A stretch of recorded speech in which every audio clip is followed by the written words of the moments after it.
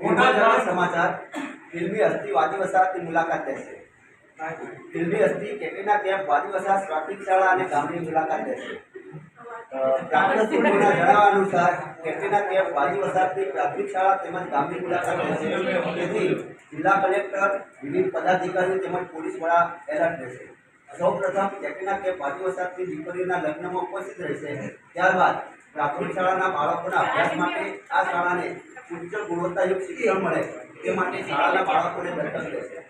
ગામની મુલાકાત લેશે તે સમયે ગામના રોડ, રસ્તા, પાણી અને ગટર વ્યવસ્થા તેમજ મકાન બનાવવા યોગ્ય રકમની ફાળવણી કરશે। આ માહિતી પ્રાપ્ત સૂત્રોના જણાવ્યા અનુસાર મળે છે।